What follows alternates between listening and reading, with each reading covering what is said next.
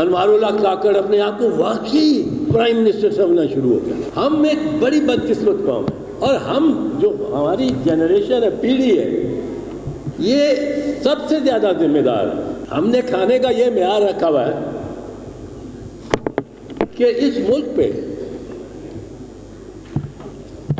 130 ارب روپے کا قرضہ ہے فارن، جو بیرونی ڈیٹ ہے وہ 130 ارب کی ہے، اور جو اندرونی اپنے بینکوں وغیرہ سے لیے ہوئے قرضہ ہے ہم پر، وہ 80 کھرب روپے ہے، 80 کھرب روپے۔ اب مجھے بتائیں، یہ ہم نے 80 کھرب اور 130 ارب ڈالر، ہم 1 ارب ڈالر کے لیے ترستے پھر رہے ہیں۔ IMF کے آگے سر بسجود ہے کہ 1 ارب دے دو، 1 ارب دے دو۔ سعودیوں نے کہا دیا 3 ارب روپیہ آپ اپنے پاس رکھو، ہمارا اس کو خرچ نہیں کر سکتے، ہم خرچ نہیں کر سکتے، پر وہ ہمارے بیلنس میں آ جائے گا، بڑھ جائے گی ہمارا کریڈٹ ریٹنگ، ہم اس کے بڑے مشکور ہوئے ہیں ان کے۔ اب 130 ارب ڈالر اور 80 کھرب روپیہ، اس کی کوئی نشانی آپ اپنی دھرتی پہ، اپنی سرزمین پہ دیکھتے ہیں کہ کہیں لگے ہوں گے؟ اس کی تو 20 انٹرنیشنل یونیورسٹیز کھڑی ہونی چاہیے تھی، اس کے تو 40 شوکت خانم جیسے ہسپتال کھڑے ہونے چاہیے تھے، اس کے تو ریلوے لائن کراچی سے لے کے لاہور تک بلٹ ٹرین چل رہی ہونی تھی، چاہیے تھی، پشاور تک، اس کے تو ہوٹل ہونے چاہیے تھے، اور 40 منزلہ ہوٹل ہونے چاہیے تھے۔ یہاں تو کوالالمپور بنا ہونا چاہیے تھا، ہمیں ایک لندن نہ سے ہی ہمیں ایک بینکاک بنا ہونا چاہیے تھا، دلی کا مقابلہ کر رہا ہونا چاہیے تھا۔ کدھر گیا وہ؟ کن اکاؤنٹس میں چلا گیا وہ؟ یہ کہیں تو گیا، اپنی سرزمین پہ، دھرتی پہ تو نظر نہیں آتا، اس کی کوئی نشانی نظر نہیں آتی، اور کھاتوں میں ہم اتنے مقروض ہیں کہ بے انتہا، کھاتوں میں جتنے مقروض ہیں ہم قوم، ہماری نسل، میری نسل، شامی صاحب کی نسل، سہیل وڑائچ کی نسل، آپ کی نسل، ہم ایک نسل اگلی 4 پیڑھیوں نے جو کمانا ہے وہ کھا چکے ہیں۔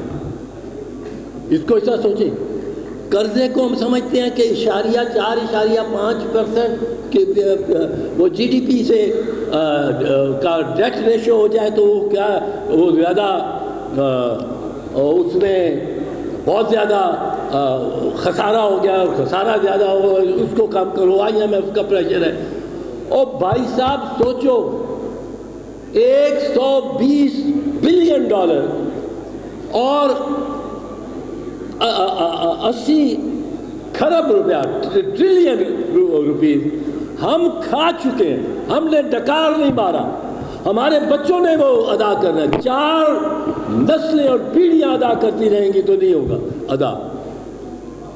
ہماری اگلی نسل جو ہے ہماری، میں بدقسمتی سے میں کہتا ہوں، بڑے اچھے لوگ ہیں، میرے بچے بڑے اچھے ہیں، مجھ سے بہت پیار کرتے ہیں، بڑے تابعدار، پر وہ بھی ہماری طرح ہی ہو گئے۔ آپ ریسٹوروں میں جائیں، آپ کو جگہ نہیں ملتی، جتنی بڑی ریسٹورنٹ ہیں وہ آدھے گھنٹے کی بکنگ دیتے ہیں آپ۔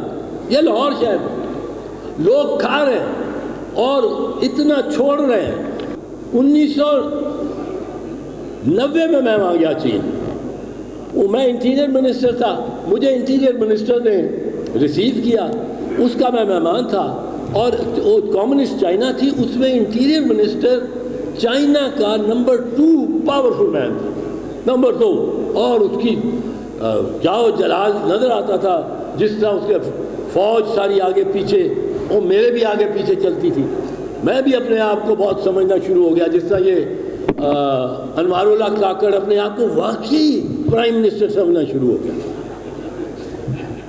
اور وہ واقعی سمجھنا شروع ہو گیا. میں آپ کو اس کو بتاؤں اس کا کوئی قصور نہیں ہے, یہ سسٹم ہی ایسا ہے, پر وہ اپنے آپ کو واقعی سمجھتا ہے کہ میں پرائم منسٹر ہوں اور میں بڑا جو کچھ کر کے جاؤں گا وہ قوم اس پہ بہت ترقی کرے گی. اب میں مختصر عرض کرنا چاہتا ہوں, یہ قرض وہ انہوں نے کہا جی ہم نہیں, میں 1990 میں جا گیا تو ہمارے لیے میرے لیے تو ایک کانوائے تھا گاڑیوں کا, کوئی 10 یا 12 گاڑیاں تھیں آگے پیچھے, اور بیجنگ میں ہم گئے پہلے ایئرپورٹ سے میرے ساتھ بیٹھا ہوا تھا, میں نے دیکھا کوئی کار ہی نہیں ہے, کوئی کار نہیں,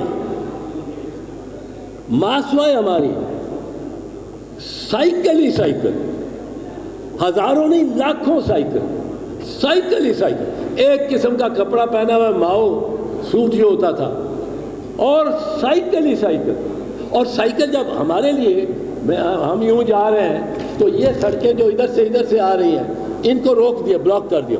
ادھر سائیکل جو کھڑے ہوتے تھے وہ 40 سائیکل, اس سے زیادہ براڈ سڑکیں تھیں ون وے, اور اب وہ 40 سائیکل اس طرح کھڑے ہوتے تھے کہ جس طرح یہ لکیر قالین کی ہے نا, وہ آپ ایک پہیا دیکھتے تھے اگر بیچ میں سے دیکھ, 1 انچ آگے نہیں 1 انچ پیچھے نہیں, کسی میں کوئی اس ڈسپلن کو, اس لائن توڑنے کا کوئی نہیں. اور آج چین جو ایک کار نہیں بناتا تھا 1990 میں, آج چین دنیا کی سب سے بڑی کار مینوفیکچرنگ کنٹری ہے.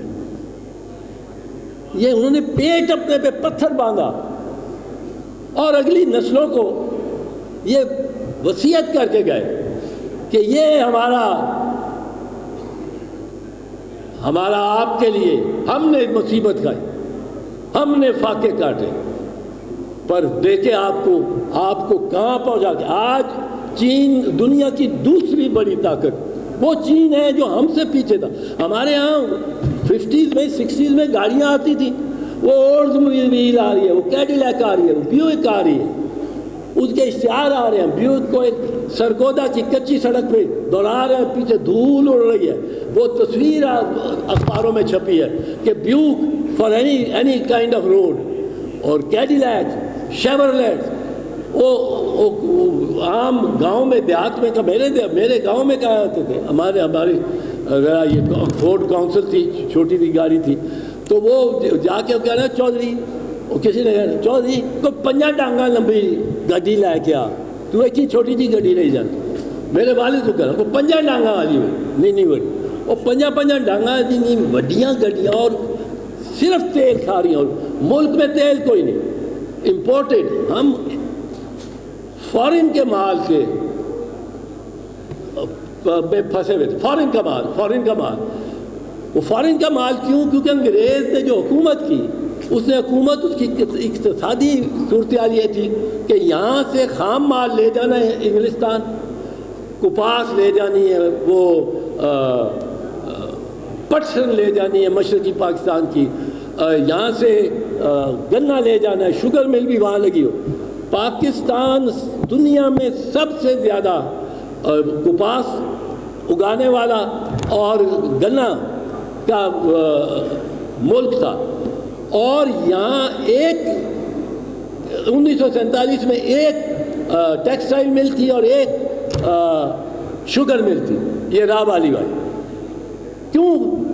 انگریز خام مال لے جاتا تھا مینچسٹر میں, لیسٹر شہر میں, لینکیسٹر میں, وہاں اس کی صنعت میں ویلیو ایڈیشن ہوتی تھی, کپڑا بناتے تھے. یہاں یعنی ملازمتیں وہاں جاتی تھیں, پیسہ وہاں جاتا تھا, وہ اس میں بھی کماتے تھے, اور پھر وہ صنعت بنا کے واپس بر صغیر اور کالونیز میں بھیجی جاتی تھی, اور مسابقتی مونوپولسٹ پیسے وصول کیے جاتے تھے. آپ کو پتہ ہے کہ بنگال کے جو لائے تھے ان کے انگوٹھے کاٹ دیے تھے, وہ ململ نہ بنا سکے. اب ہم اس میں ہی پھنسے ہوئے ہیں. میں آج تک کہ باہر کی چیز لا کے دوں, ہم نے کوئی مینوفیکچرنگ نہیں کی. کہتے ہیں آٹو موبائل مینوفیکچرنگ ہے ہماری, جو یہ کرتے ہیں ہم کہ نٹ بولٹ ٹائٹ کرتے ہیں, اسمبل کرتے ہیں. اب یہ ہمارا ورثہ ہم نے اپنے بچوں کو دیا, لیکن کیا ورثہ دے رہے ہیں؟ کبھی سوچو. آج میرا خیال تھا زیادہ بات اس پہ ہوگی. کیا ورثہ دے رہے ہیں غزہ کے نوجوان؟ کیا اقدار چھوڑ کے جا رہے ہیں؟